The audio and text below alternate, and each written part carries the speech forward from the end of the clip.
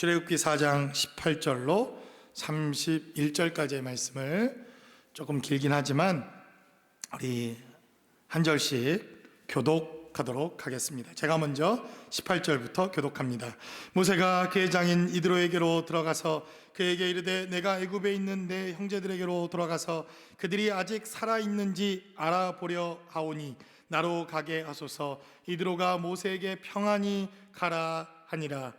여호와께서 미디안에서 모세에게 이르시되 애굽으로 돌아가라. 내 목숨을 노리던 자가 다 죽었느니라. 모세가 그의 아내와 아들들을 나귀 위에 태우고 애굽으로 돌아가는데 모세가 하나님의 지팡이를 손에 잡았더라. 여호와께서 모세에게 이르시되 내가 애굽으로 돌아가거든 내가 내 손에 준 이적을 바로 앞에서 다 행하라. 그러나 내가 그의 마음을 완악하게 한즉 그가 백성을 보내주지 아니하기니 너는 바로에게 이르기를 여호와의 말씀에 이스라엘은 내 아들 내 장자라. 내가 내게 이르기를 내 아들을 보내주어 나를 섬기게 하라 하여도 내가 보내주기를 거절하니 내가 내 아들 내 장자를 죽이리라 하셨다 하라 하시니라. 모세가 길을 가다가 숙소에 있을 때에 여호와께서 그를 만나사 그를 죽이려 하신지라. 십보라가 돌칼을 가져다가 그의 아들의 보피를 베어 그의 발에 갖다 대며 이르되 당신은 참으로 내게 피 남편이로다 하니 여호와께서 그를 놓아 주시니라. 그때 십보라가 피 남편이라 함은 할례 때문이었더라. 여호와께서 아론에게 이르시되 광야에 가서 모세를 맞으라 하시매 그가 가서 하나님의 산에서 모세를 만나 그에게 입맞추니 모세가 여호와께서 자기에게 분부하여 보내신 모든 말씀과 여호와께서 자기에게 명령하신 모든 이적을 아론에게 알리니라. 모세와 아론이 가서 이스라엘 자손의 모든 장로를 모으고 아론이 여호와께서 모세에게 이르신 모든 말씀을 전하고 그 백성 앞에서 이적을 행하니 백성이 믿으며 여호와께서 이스라엘 자손을 찾으시고 그들의 고난을 살피셨다 함을 듣고 머리 숙여 경배하였더라. 아멘. 지난 3개월 동안 우리는 정말 불확실한 삶의 현장 속에서 살다가 이제 다시 대면 예배 또 현장 예배로 복귀하는 첫날을 맞이했습니다. 여러분들의 삶의 자리에서도 또 일상의 삶을 찾아가고 또 삶의 현장이 다시 시작되어지는 이러한 삶의 시점이 다시 시작되었다고 믿습니다. 또 많은 분들이 이제 현장에 복귀하고 일상의 삶의 자리를 찾아가는 시점에서 또 여러 가지 인종차별과 갈등의 문제로 다시 또 미국의 어려운 환경과 상황들이 시작되어지는 이러한 모습들을 봅니다. 그래서 우리가 하루하루 살아가는 것이, 하루하루의 일상의 삶을 살아가는 것이 얼마나 불확실성의 연속이고 그 누구도 장담할 수 없는, 그 누구도 한치의 삶의 앞자리를 정말 그 누구도 예견할 수 없는 이러한 삶의 자리를 살아가는 이 시간들, 그러한 시간들을 보내고 있습니다. 아마도 백신이 개발되기 전까지 그리고 개발된 이후에도 이러한 문제들이 잘 해결되기 전까지는 많은 시간들이 거쳐야만 우리가 일상의 삶의 자리를 회복하고 완전히 회복할 수 있는 삶의 자리가 될 것이라고 믿습니다. 그럼에도 불구하고 우리는 다시 현장 예배를 시작했습니다. 왜냐하면 언젠가는 다시 현장으로 돌아와야 하고 일상의 삶의 자리를 다시 시작해야 하며 우리의 일상을 다시 회복해서 회복해 하시는 하나님의 은혜를 경험하는 것도 우리의 삶의 자리에 이제 용기를 내야 할 시점과 시간이 되었다고 믿기 때문에 그렇습니다. 오늘 기록되어져 있는 본문에 기록된 메시지를 살펴보면 모세가 다시 하나님의 일들을 감당하고 하나님의 사명을 감당하고 하나님의 일들을 감당하기까지 무려 40년이라고 하는 시간이 걸려서 그가 다시 하나님 앞에 서게 되며 하나님의 일을 감당하는 사람이 되었다고 하는 이러한 메시지가 본문 가운데 기록되어져 있습니다. 그럼에도 불구하고 우리에게 다시 기회를 주신다고 하는 것, 다시 하나님 앞에 설 수 있다고 하는 것, 다시 예배할 수 있다고 하는 이 다시라고 하는 이 단어를 하나님이 우리에게 주신다고 하는 것은 대단히 우리에게 의미가 있고 우리에게 대단히 큰 능력일 뿐만 아니라 축복이라고 여겨집니다. 미국에서는 이 다시라고 하는 단어가 리라고 하는 접두어가 사용되어지면 다시라고 하는 의미를 갖고 있지 않습니까? 그래서 리타이어는 여러분들이 그냥 은퇴해서 끝나는 것이 아니라 타이어를 다시 바꿔 낀다는 의미입니다. 이해가 되십니까? 그러니까 다시 우리가 현장으로 돌아온다고 하는 의미는 하나님께서 또 다른 기회를 주시고 또 다른 삶의 현장으로 부르시고 우리에게 새로운 삶의 기회를 제공하신다고 하는 이러한 삶의 의미라고 하는 것을 우리는 기억해야 할 필요가 있다는 것입니다.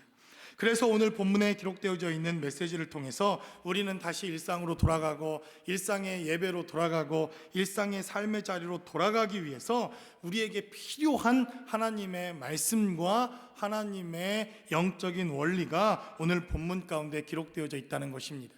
무려 40년 만에 다시 하나님의 부르심을 받아 하나님의 사람으로 하나님의 일들을 감당했던 모세라고 하는 사람의 삶의 자리를 통해서 다시 일상의 예배를 회복하고 삶의 자리를 회복해야 하는 하나님의 교회와 여러분들의 삶의 자리에서 우리에게 필요한 하나님의 말씀은 무엇인지 본문이 기록하고 있는 말씀을 통해서 함께 나누어 보기를 원합니다.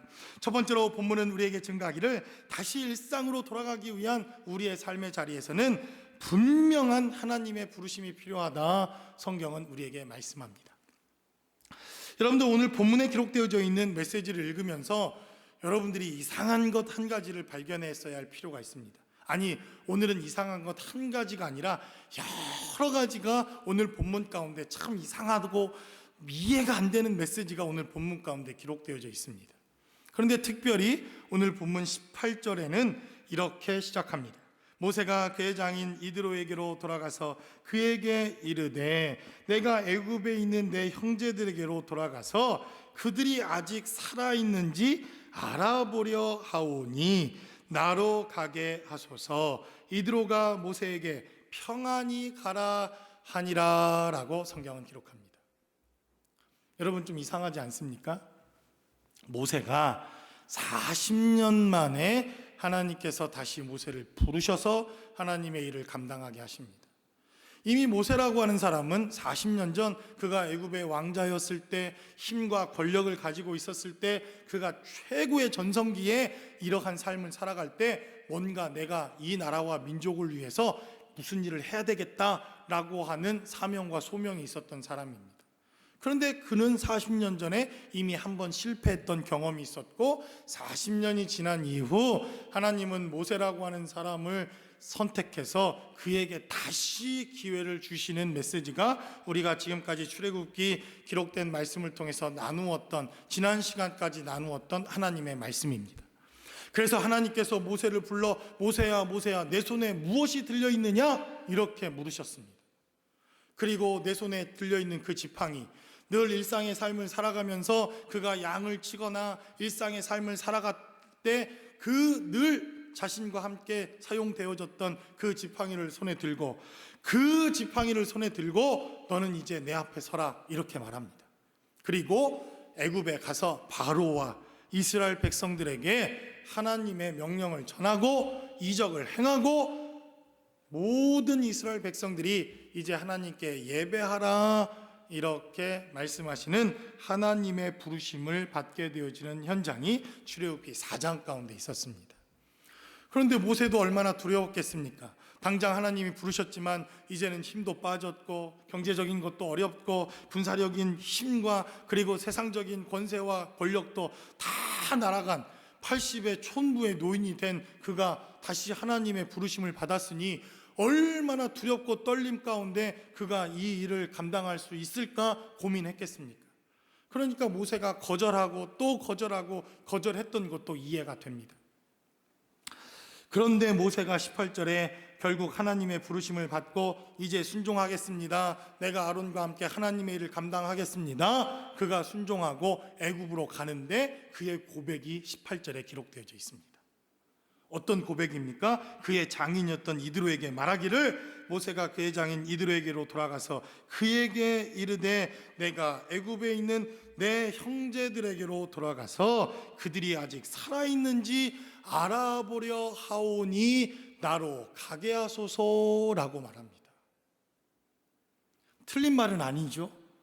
무려 40년 동안 고향을 떠나 부모 형제를 떠나 가족들을 떠나 살았으니 지금처럼 카카오톡이 있어서 아이고 잘 있었습니까? 뭐 이렇게 인사를 주고받을 수 있는 것도 아니고 40년 동안 생사를 알지 못했던 자신의 형제 부모를 만나러 애굽으로 돌아가는 것도 분명히 사실입니다.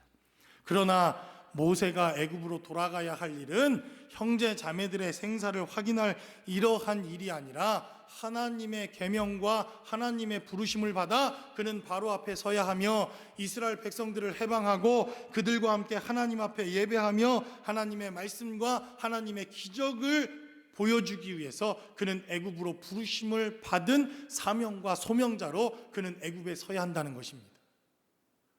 그래서 여러분, 우리를 하나님께서 다시 일상으로 부르십니까? 그리고 다시 교회로 예배하도록 우리를 부르셨습니까? 그렇다고 한다면 우리는 3개월 전 우리가 일상에서 늘 드려졌던 예배와 지금 다시 일상의 삶의 자리를 시작하는 예배의 삶의 자리가 새롭게 하나님의 부르심이 시작되는 자리여야 한다고 하는 것을 성경은 우리에게 말씀하고 있다는 것입니다.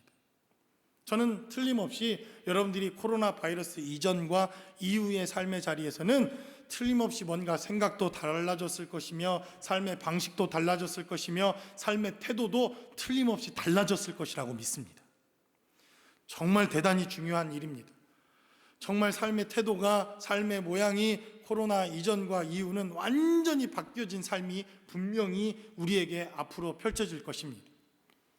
그런데 그에 앞서 우리에게 중요한 것이 있다고 한다면 우리가 다시 시작하고 하나님의 다시 부르심을 받아 하나님의 일을 감당하려고 한다면 왜 하나님께서 다시 우리를 부르시고 있는지에 대한 분명한 하나님의 부르심이 우리의 삶의 자리에 있어야 한다는 것입니다. 모세에게 바로 이것이 필요했고 우리의 삶의 자리에도 이것이 필요하고 앞으로 살아가야 할 우리의 삶의 자리에 하나님의 몸된 교회와 하나님의 사람들에게 이것이 필요하다. 성경은 이렇게 증거합니다. 어쩌면 모세는 그의 장인 이드로에게 이렇게 고백하는 것이 맞습니다. 내가 호렙산에서 하나님을 만났다. 나의 하나님, 아브라함의 하나님, 이삭의 하나님, 야곱의 하나님, 나의 조상의 하나님께서 나를 부르셔서 이제 이스라엘 백성들을 해방하고 애굽의 바로 앞에 서게 하여 정말 하나님이 어떤 분이신지를 선언하고 나에게 이적과 능력을 베풀어 이스라엘 백성들을 해방하고 예배하도록 하나님이 나를 부르셨기에 나는 애굽으로 돌아갑니다 라는 고백이 바로 모세에게 필요했다. 성경은 이렇게 증거합니다. 그래서 우리가 예배하는 이 삶의 현장의 예배도 저는 우리에게 이러한 고백과 결단이 있어야 된다고 믿습니다. 물론 우리는 평범한 일상의 삶의 자리로 돌아와 늘 예배했던 것처럼 우리의 일상의 삶의 자리에서 하나님을 예배하는 것, 이것에서부터 우리의 발걸음을 시작할 것입니다. 그러나 이 삶의 자리가 다시 하나님이 우리를 부르시는 기회라고 한다면 왜 이 시대에 우리에게 다시 이 기회를 주셨고 예배의 자리로 부르셨으며 주의 몸된 교회들은 다시 회복의 시간들이 필요하고 왜 하나님을 예배해야 되는지 분명한 부르심의 목적과 부르심이 있어야 한다고 하는 사실을 성경은 우리에게 말씀하고 있다는 것입니다. 그래서 21절에 기록된 메시지와 18절에 기록된 메시지는 대단히 다른 이러한 메시지가 오늘 본문 가운데 기록되어져 있습니다. 이제 21절에 기록된 메시지를 살펴보니까 하나님께서 모세에게 다시 이르십니다. 모세야, 네가 애굽에 가야 할 이유가 무엇인지 다시 이른다. 성경은 기록해 놓습니다. 그리고 말씀하시기를 내가 애굽으로 돌아가거든 내 형제자매를 만나는 것, 내 형제자매 안부를 전하는 것, 그들의 안녕을 묻는 것 대단히 중요하지만 그러나 그에 앞서 해야 할 것이 있다고 하는 것을 21절은 다시 증거합니다. 내가 애굽으로 돌아가거든 내가 내 손에 준 이적을 바로 앞에서 다 행하라 라고 말합니다. 하나님의 말씀을 전하라는 것입니다. 하나님의 메시지를 전하라는 것입니다. 내가 해야 할 사명과 소명이 있다고 하는 것을 모세에게 다시 깨닫게 하십니다. 그러므로 현장에서 예배하는 저와 또 가정에서 예배하는 여러분들, 다시 일상의 삶의 자리로 하나님이 우리를 부르시고 다시 예배의 자리로 부르시고 있다고 한다면 저와 여러분들이 왜 하나님이 우리에게 삶의 자리에서 다시 우리를 부르시는지 이 소명과 사명을 깨닫고 포스트 코로나 시대를 살아가는 우리의 삶의 자리에서 하나님이 주시는 사명과 소명 앞에 헌신할 수 있는 저와 여러분들의 삶의 자리가 모두 되실 수 있기를 주님의 이름으로 간절히 축원합니다. 그래서 여러분들이 이 현장 예배에 나온 이유와 목적이 분명히 있어야 된다는 것입니다. 혹시 안 나가면 목사님께 찍힐까? 혹시 안 나가면 내가 그래도 직분이 있고, 내가 그래도 하나님의 사명과 소명자라고, 내가 그래도 신학생이고, 내가 그래도 목회자이고, 내가 그래도 직분자인데, 이러한 것이 아니라 정말 왜 이 시대에 하나님께서 우리를 예배자로 부르셨는지, 저는 이러한 하나님의 음성과 하나님의 인도하심을 듣고 주의 몸된 교회도 다시 하나님 앞에 예배를 회복하고 사명과 소명을 회복하는 자리, 이것이 우리의 삶의 자리에 진짜 다시 예배해야 할 이유라고 믿습니다. 두 번째로 본문은 우리에게 증가하기를 다시 현장으로 돌아가 하나님의 부르심을 받는 우리들에게 진짜 필요한 것은 연합과 동역이다. 성경은 이렇게 증가합니다. 이제 모세가 하나님의 명령을 따라 하나님의 말씀을 쫓아 애굽을 향해 갑니다. 얼마나 이 모세도 발걸음이 힘들었겠습니까? 아니 그냥 그러거들랑 하나님이 좀 내버려 두시지. 얼마나 모세도 이 답답한 마음을 가지고 과연 내가 이 일을 성공할 수 있을까? 이 사명을 감당할 수 있을까? 애굽의 바로왕 앞에 설 수 있을까? 두려운 마음으로 가고 있는 그가 정말 이드로에게 자식의 사명과 소명을 다 밝힐 수 없어서 내가 애굽에 우리 형제자매들을 만나러 갑니다, 이렇게 좀 얘기하거들랑 주님이 좀 봐주시지. 또 나타나셔서 모세야 그게 아니다, 너는 하나님의 사명을 감당할 자다, 이렇게 말씀하시니 모세가 어렵게 발걸음을 띄지 않습니까? 그리고 그는 이제 하나님의 말씀에 순종하여 다시 40년 만에 애굽으로 발걸음을 시작합니다. 얼마나 마음이 무거웠겠습니까? 얼마나 그도 두려운 마음과 떨리는 마음으로 그 발걸음을 시작했겠습니까? 그러고들랑 하나님이 격려해 주시고 위로해 주시고 모세야 이제 됐다, 네 발걸음을 통해서 역사가 일어날 것이다, 이런 것이 아니라 하나님이 떡하니 나타나셔서 모세를 죽이려고 나타나셨습니다. 이게 말이 됩니까 이게? 그래서 오늘 본문에 기록된 메시지를 살펴보니까 24절은 기록하기를 모세가 길을 가다가 숙소에 있을 때에 여호와께서 그를 만나사 그를 죽이려 하신지라 라고 성경은 기록합니다. 여러분들이 현장 예배로 돌아와 이제 하나님 앞에 예배하고 그래도 어떻게든 순종하고 하나님 앞에 예배드리겠습니다 하고 왔는데 가정입니다. 가정 예를 든 겁니다. 편집도 잘 하셔야 합니다. 악마의 편집을 하시면 안 됩니다. 가령 여러분들이 갑자기 코로나에 걸렸어, 아니면 여러분들이 오다가 타요에 빵꾸가 났어, 차가 뒤집혔어, 이런 시츄에이션이 된 것이 아닙니까?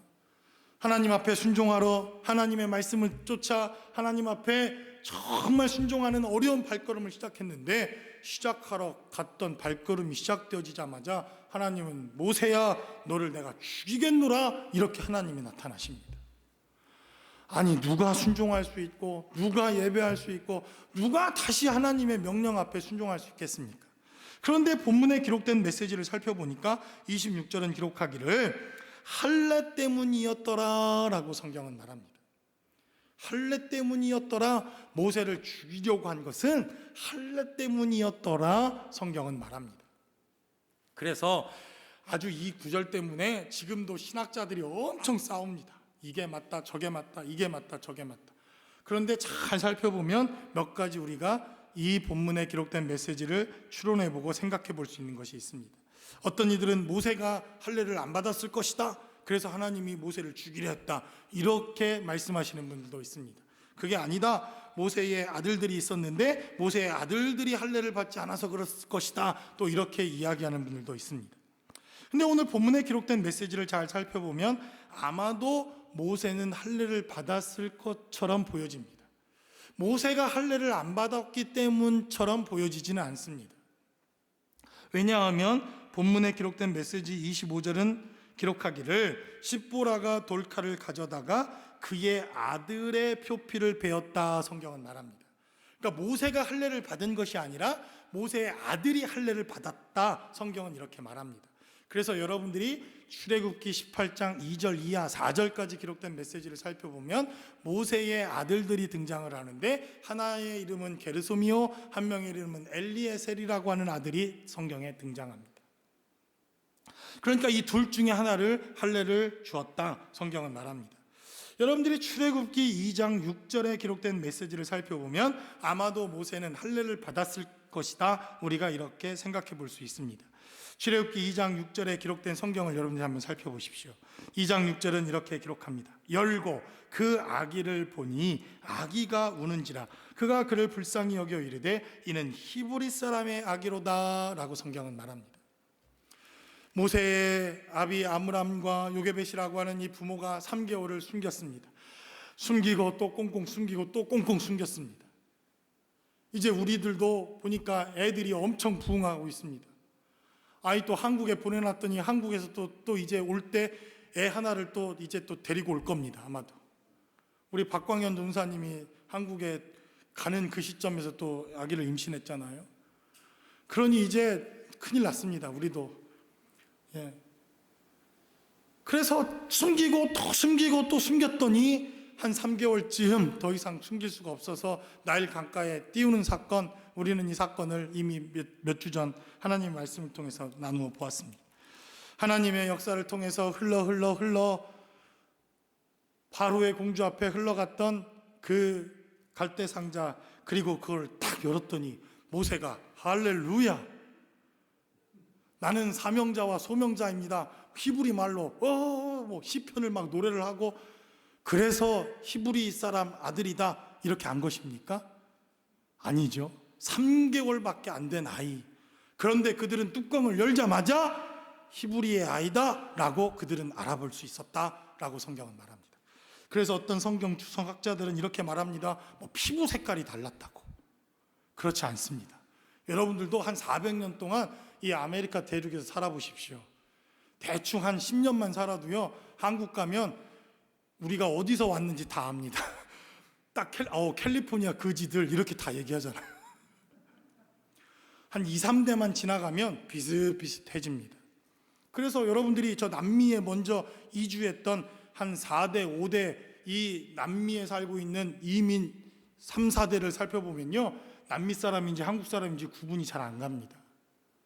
그러니까 한 400년을 애굽에서 살았고 400년을 고센 땅에서 살았다고 한다면 그냥 피부 색깔 보여지는 것 가지고는 히브리 사람인지 애굽 사람인지 구분할 수 없는 겁니다. 여러분, 피부 색깔로 중국 사람, 한국 사람, 일본 사람 구분됩니까? 그냥 우리가 대충 아시안이니까 구분되는 거지. 마찬가지로 이 피부 색깔이나 보여지는 외모로 이 아이가 히브리인이냐 애굽인이냐 구분되어졌다기보다는 히브리 사람들만이 하는 그 할례 때문에 아마도 모세가 히브리 사람이라고 하는 이러한 증표와 그리고 그들이 히브리의 아이구나라고 판단했을 가능성이 대단히 높습니다. 다시 본문 4장으로 돌아와, 그러면 이제 십보라가 돌을 가져다가 그 아들의 표피를 베어 그의 발, 누구의 발입니까? 모세의 발에 갖다 대니 이제 이는 피난 편이다. 성경은 이렇게 말합니다. 그러면 우리가 여기서 의문 한 가지가 있습니다. 모세의 아내였던 십보라, 그는 미디안 사람이고 그는 이방인입니다. 그랬던 십보라가 어떻게 할례를 알았을까? 여러분, 이 의문을 가져야 할 필요가 있습니다.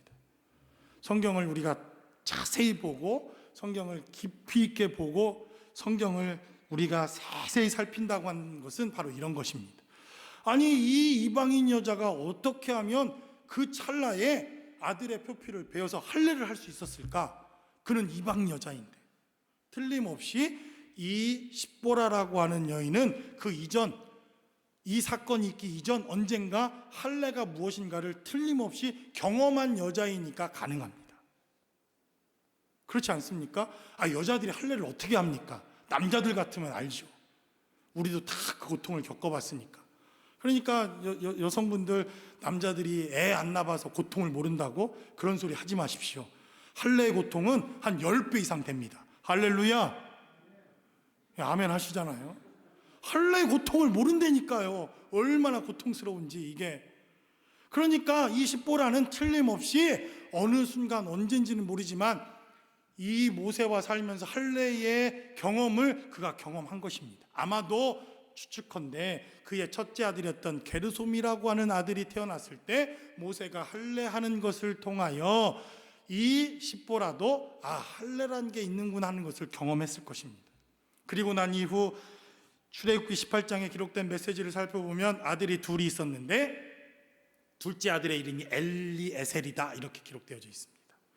그리고 18장 4절은 기록하기를 하나님께서 바로 바로의 칼에서 우리를 구원하셨다라고 하는 뜻으로 엘리에셀이라고 하는 이름을 짓습니다. 그러니까 결국 이 엘리에셀이라고 하는 아들의 이름이 지어지는 시점은 모세가 바로 앞에 서게 되어지는 그 시점 어느 즈음에 이 아들의 이름이 지어진 이름이었기에 아마도 할례를 받았던 아들이 엘리에셀이라고 우리가 추론해 볼 수 있다는 것입니다.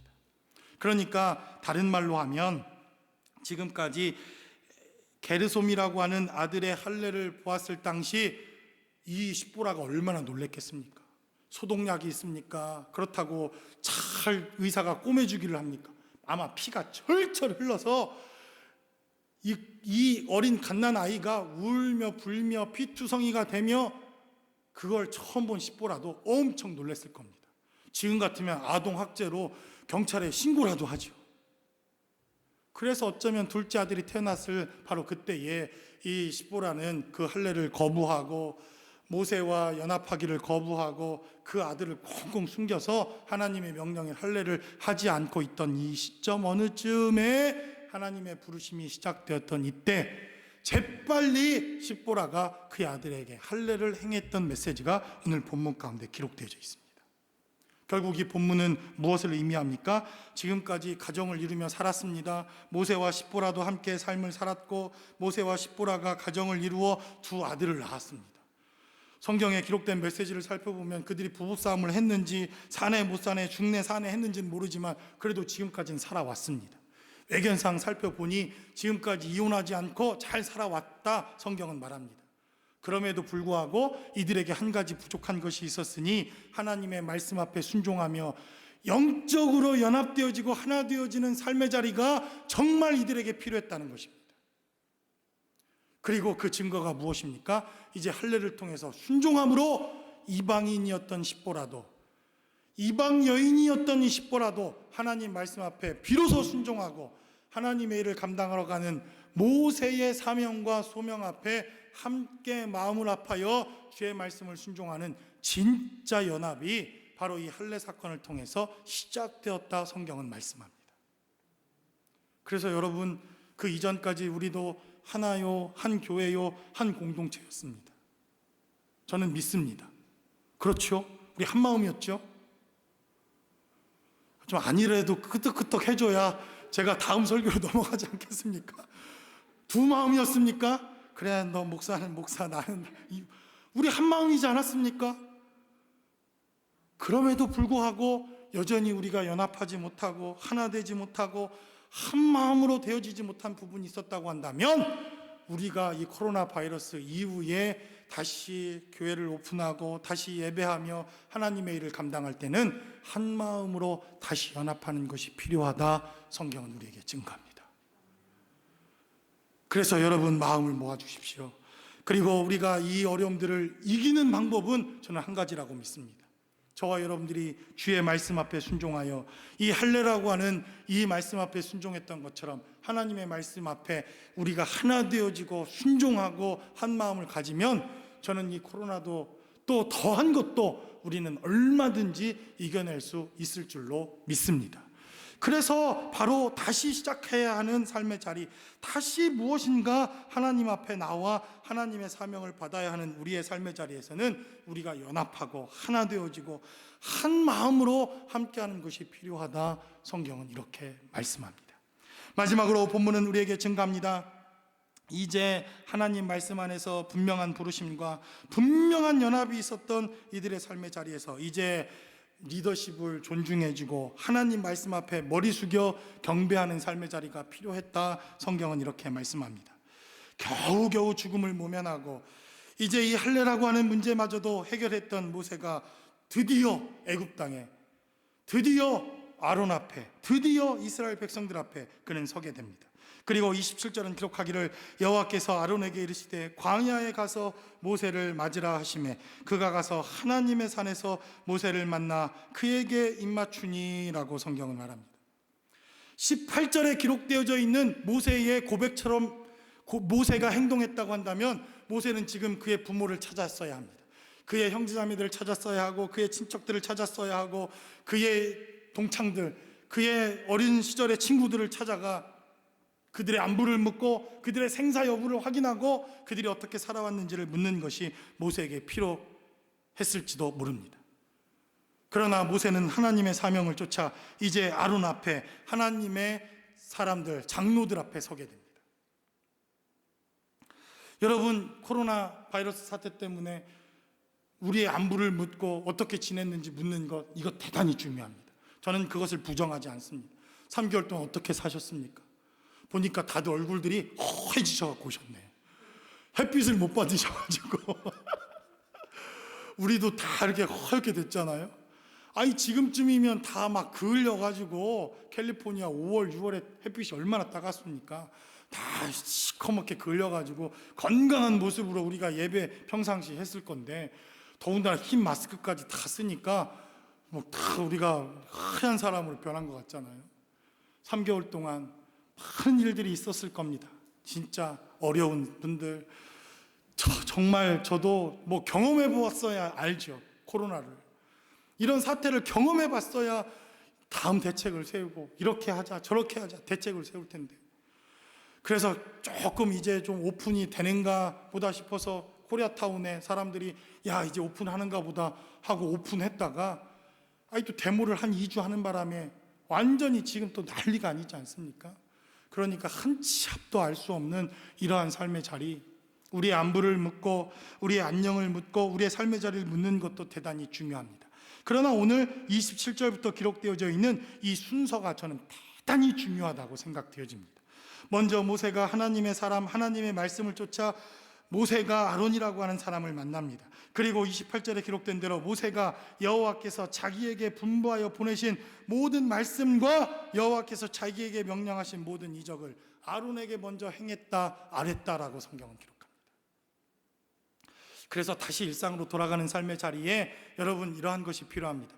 포스트 코로나, 그 이전의 코로나와 그 이후의 코로나, 어떻게 사업 전략을 수립해야 할지, 어떻게 먹고 살 문제들을 우리가 해결해야 될지, 그 전에 했던 비즈니스보다 비즈니스 환경이 어떻게 바뀔지 이런 전략을 수립하고 삶의 방식들을 바꾸고 손발도 깨끗이 씻고 또 여러 가지 사회적 거리를 두고 삶의 방식들을 새로 바꾸는 이러한 삶의 작업도 대단히 우리의 삶의 자리에 필요하지만, 그러나 다시 우리의 일상의 삶의 자리로 돌아올 때 우리에게 먼저 필요한 것은 하나님의 말씀을 듣는 것이라고 믿습니다. 하나님의 말씀을 먼저 듣고 그 말씀을 통해서 하나님이 이 시대에 우리에게 보내주신 이유가 무엇인지, 이 시대를 향한 하나님의 계획과 뜻이 무엇인가를 먼저 듣고 깨닫고 그 이적과 기적을 먼저 맛보고 하나님께서 우리에게 명령하시고 말씀하시는 그 하나님의 말씀이 무엇인가 하는 것을 듣는 것, 저는 이것에서부터 우리의 한 걸음, 우리가 다시 새로운 삶의 자리를 시작하고 일상을 시작하는 삶의 첫 순서가 되실 수 있기를 주님의 이름으로 간절히 축원합니다. 여러분, 그렇게 되자 모세가 어떤 사람이 됩니까? 다시 이스라엘 백성의 리더가 됩니다. 40년 전 모세는 자기 스스로 리더가 되고 싶었습니다. 내가 이 이스라엘 백성들을 이끌 적임자이며 나는 힘도 있고 나는 애굽의 지혜와 능력도 있고 나는 학식도 있고 권력과 재력과 군사력과 힘도 있으니 내가 이스라엘 백성의 리더가 되보자 라고 생각했던 모세가 하나님의 명령에 순종하며 연합하며 하나님의 말씀대로 살아가며 그가 하나님의 말씀에 순종되어지자 그는 비로소 40년 만에 다시 이스라엘 백성의 리더로 세워지는 역사가 있었다는 것입니다. 그리고 본문은 이렇게 증거합니다. 아론이 여호와께서 모세에게 이르신 모든 말씀을 전하고 그 백성 앞에서 이적을 행하니 백성이 믿으며 여호와께서 이스라엘 자손을 찾으시고 그들의 고난을 살피셨담을 듣고 머리 숙여 경배하니라 라고 성경은 말합니다.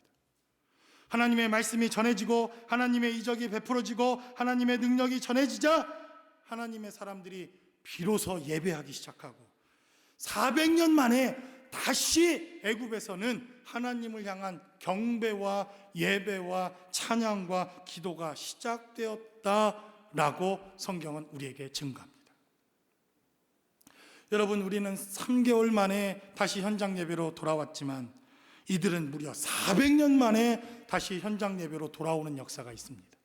하나님의 말씀이 전해지고 하나님의 능력이 뿌려지고 하나님의 말씀을 통해서 모세가 새로운 리더로 다시 세워지며 그 리더십을 인정하고 하나님이 보내셨다고 하는 사실을 인정하는 삶의 자리에서부터 이제 이스라엘 백성들을 그들을 향한 하나님의 예배와 하나님을 향한 그들의 겸손함과 그리고 경배가 시작되어지는 현장 예배, 애굽의 예배가 시작되어지는 역사가 있었다는 것입니다.